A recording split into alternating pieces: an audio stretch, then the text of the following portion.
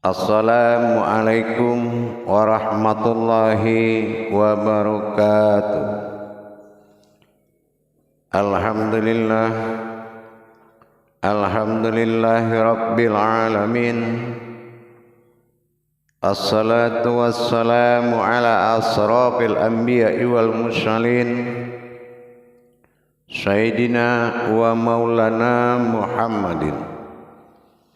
Ashhadu an la ilaha illallahul malikul haqqul mubin, wa ashhadu anna Muhammadan abduhu wa rasuluhu was-sadiqul wa'dal amin. Allahumma salli wa sallim wa barik wa karim ahzanul nabil karim. Idinil lazi min jamalika wa innal lazi min jalalika wa innahu min kitabika wa tahirin wal mujahidina amma ba'du. Ibadullah, bersyukur kita kepada Allah dengan mengucapkan alhamdulillahirabbil alamin atas segala limpahan karunia, rahmah dan hidayahnya, serta dengan izinnya juga kita dapat menjalankan amanahnya, beramal dan beribadah zahir batin dunia dan akhirat. Bersalam kita tidak akan pernah kita lupakan. Marilah sama-sama kita sampaikan, kita panjatkan kepada junjungan kita Nabi Allah, Nabiul Akhirul Zaman, Rasulullah Muhammad sallallahu alaihi wasallam. Atasnya kalimahnya kita kalamkan dengan membacakan Allahumma sholli ala Sayyidina Muhammad wa ala alihi Sayyidina Muhammad wa tahirin wal mujahidina amma ba'du. Ibadullah wa ittaqullah. Alhamdulillah, bertemu lagi dengan saya Guru Mursyid Syekh Nur Muhammad Buya Irwan Maulana Al-Khalidi, Sumatera Barat. Tentunya dalam rangka meningkatkan iman dan takwa kita kepada Allah. Marilah sama-sama kita meningkatkan kualitas diri kita. Kuantitas diri untuk mencapai kualitas ibadah tentunya dengan kita belajar dalam pemahaman tauhid tasawuf. Ini adalah sebagai landasan dasar untuk mendapatkan suatu makom ilahiyah. Mendapatkan makom ilahiyah dalam arti kata mendapatkan suatu wujud sifat bertuhan dalam diri kita. Untuk itu, pada waktu dan kesempatan yang sangat kita muliakan ini, saya akan berbagi wawasan dan ilmu pengetahuan tentang makna rahasia dalam melaksanakan syiar, yaitu rahasia di balik ceramah atau dakwah ataupun dikatakan tausiah. Untuk itu perlu kita pahami gendala terbesar di dalam melakukan suatu mujahadah atau perjuangan tablik atau syiar sering dibenturkan kepada pemahaman yang terbuka dari pihak yang mendengarkan, yang kita sebut dengan jamaah atau murid. Hakikat dari penyampaian sifat ketuhanan baik dalam bentuk jabariyah maupun dalam bentuk hijahiyah dan falakiyah, baik dalam makom syariat, hakikat, tarikat dan ma'rifat, baik dalam wujud tasawuf atau tauhid, dibutuhkan sebuah kebenaran, yaitu berdirinya rukun dan syarat yang hak. Dilihat, didengar sangat indah, tetapi memperlihatkan dan menyampaikan itu sangat dituntut suatu kebenaran. Kebenaran dari hayatnya kaji itu pada diri kita. Dimaksud dengan hayat itu wajib adanya dan hidup. Hidup adalah sesuatu yang bergerak dan bertajalli pada diri kita. Kalau dia belum berwujudkan kepada sebuah ilmu, belum hayat, belum dia bisa melakukan syiar dengan tauhid yang benar, itu diakibatkan kajian itu belum hayat di dirinya, sehingga bagi dia itu bukan wajibul wujud, wajibul maujud. Nah, ini yang repotnya di situ. Dia wajib disampaikan, tetapi dia tidak bisa menerima atau menyampaikan. Akhirnya diwakili oleh akal dan nafsu kita. Inilah yang membuat sesuai dengan kedudukan tadi. Akhirnya apa? Terjadi kebosanan dan tidak terjadinya keberkahan. Menyampaikan sebuah rahasia itu perlu landasan-landasan dasar hakikat yang lebih kuat. Yang disampaikan ini makomnya adalah tajalli sifat kesucian Allah, yaitu berupa kalam yang bangun dari kauni, ya, yang didapati usulnya dari kauni. Nah, ini kita kalau tidak mampu memiliki kodrat tersebut, siapa yang menyampaikan, siapa yang berkata, dan kepada siapa disampaikan, muqatoahnya harus jelas.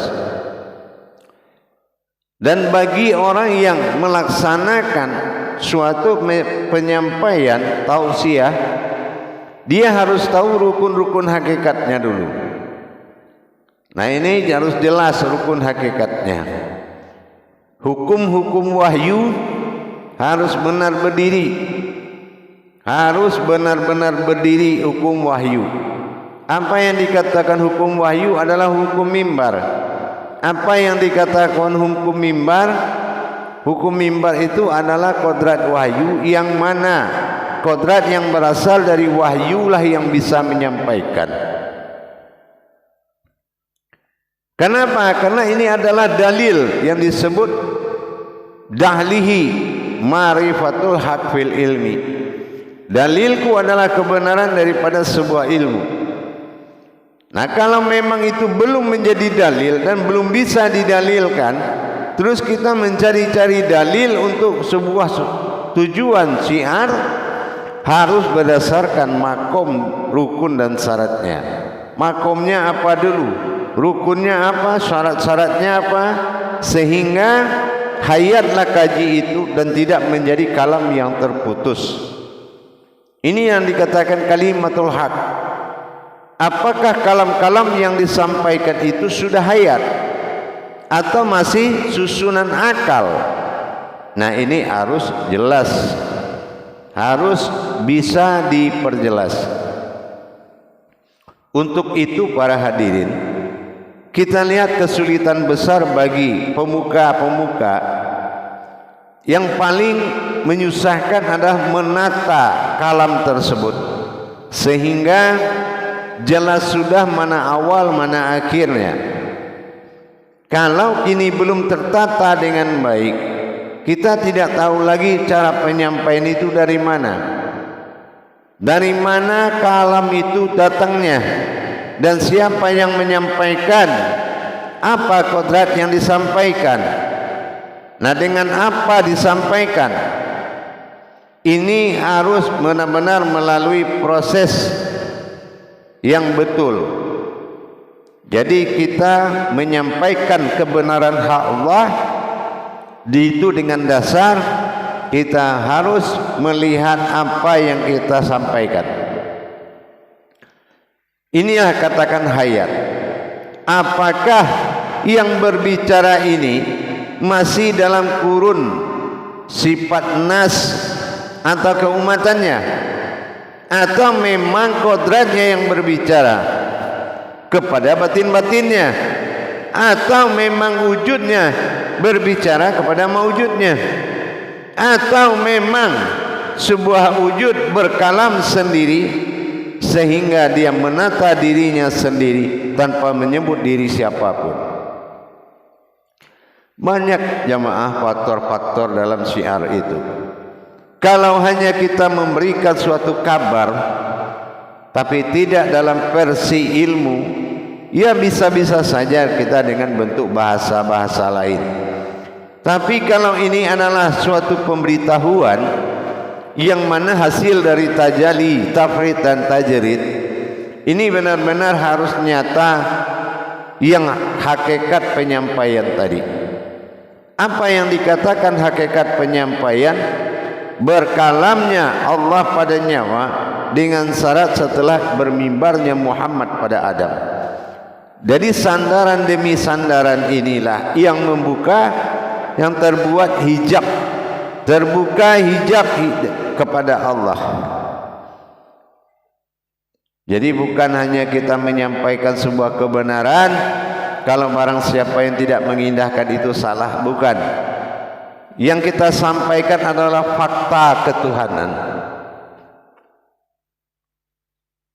Apakah memang sudah fakta kebenaran Allah pada diri kita? Kita sendiri belum yakin, bagaimana orang lain? Kita sendiri belum bisa, bagaimana orang lain? Kita sendiri belum mampu, bagaimana orang lain?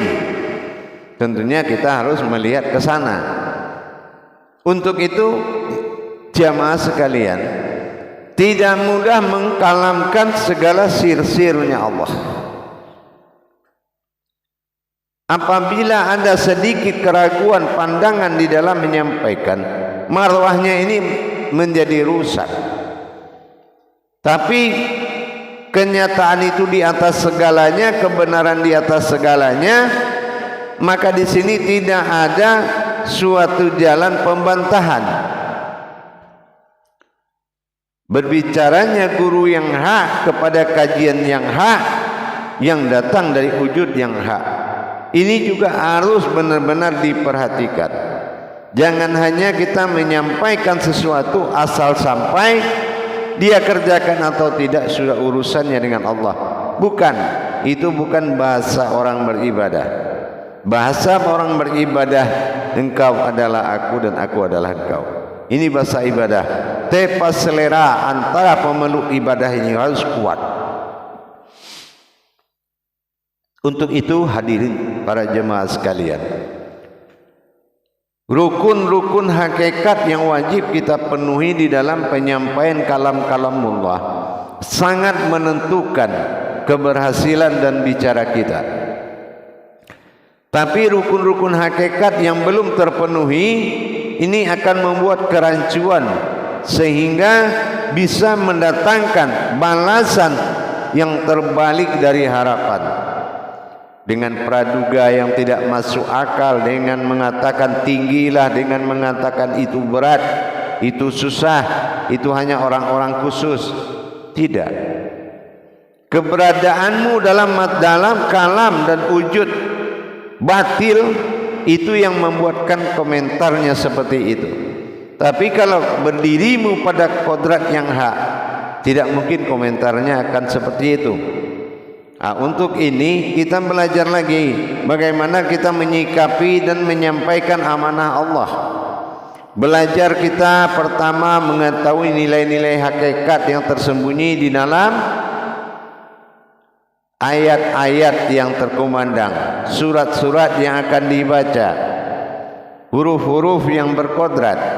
Ini kita harus punya wawasan itu. Tidak bisa langsung, harus memiliki wawasan hakikat dari fikli kauli kolbi. Artinya memiliki kemampuan seperti tadabbur Quran. Bagaimana kita mentadabbur ayat yang bisa menjadi kauli, kauli bisa berangkat menjadi munajat, munajat bisa jadi ma'rifat. Tapi setelah kita kerjakan, kenapa memenuhi kesulitan? Karena kita tidak melihat dan menyaksikan kalau diri sifat itu yang belajar, malah kita seperti kita yang menerima pelajaran.